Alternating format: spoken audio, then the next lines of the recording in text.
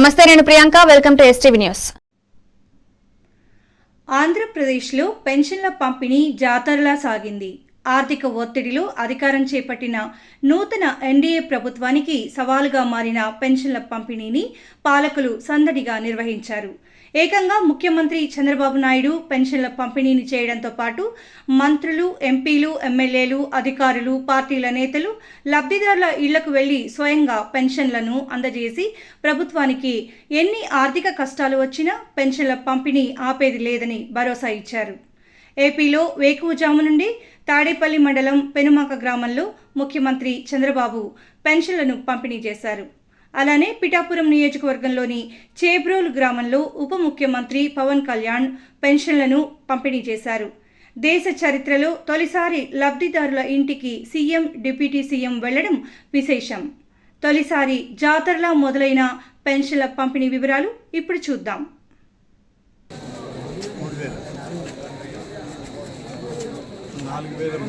NDA ప్రభుత్వం అధికారంలోకి వచ్చాక ఆంధ్రప్రదేశ్ రాష్ట్రంలో తెలుగుదేశం పార్టీ జాతీయ అధ్యక్షులు శ్రీ నారా చంద్రబాబు నాయుడు గారు ముఖ్యమంత్రిగా తీసుకున్నటువంటి మొట్టమొదటి నిర్ణయం తన ఎన్నికల్లో ఏదైతే వాగ్దానం చేశారో ప్రతి ఒక్కరికి 7,000 రూపాయలు తొలి మాసంలో పెన్షన్ ఇచ్చే విధంగా ఏర్పాటు చేస్తానని, తర్వాత ప్రతి మాసం 4,000 రూపాయలు, 6,000 రూపాయలు, 10,000 రూపాయలు, 15,000 రూపాయలు అన్ని కేటగిరీల వాళ్ళకి ఏ కేటగిరీకి సంబంధించినటువంటి వాళ్ళకి ఆ రకమైనటువంటి మొత్తాన్ని పంపిణీ చేస్తాము, ఇంటి దగ్గరికే వచ్చి పెన్షన్లు ఇస్తామని చెప్పి ఆయన వాగ్దానం చేయడం జరిగింది.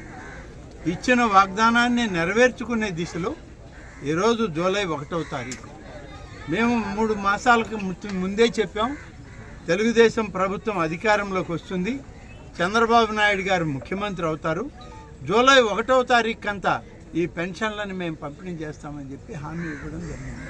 హామీ మేరకు ఇవాళ ఈ రాష్ట్రం అంతా కూడా పెన్షన్ల పంపిణీ ఉదయం 6 గంటల నుంచి ప్రారంభమైంది.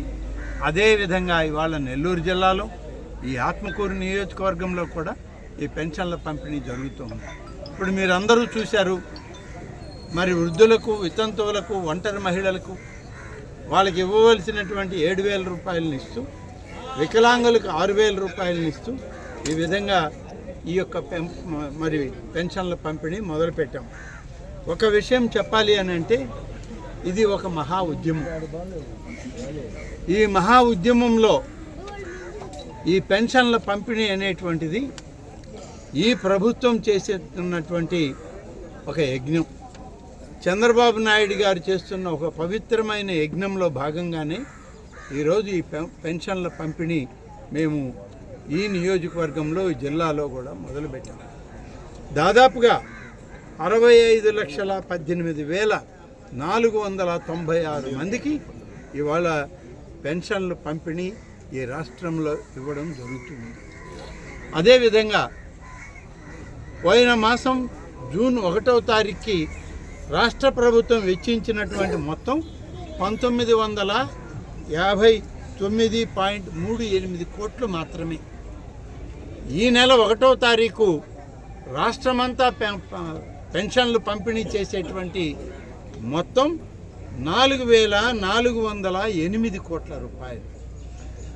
ఒకసారి గమనించండి, 1959 కోట్ల రూపాయలకి 4,408 కోట్ల రూపాయలకు పెంచి ఇవాళ పంపిణీ చేస్తూ ఉన్నాం. ఈ రాష్ట్రం అంతా కూడా పేద వర్గాల యొక్క సంక్షేమానికి కట్టుబడి ఉంది ఈ ప్రభుత్వం.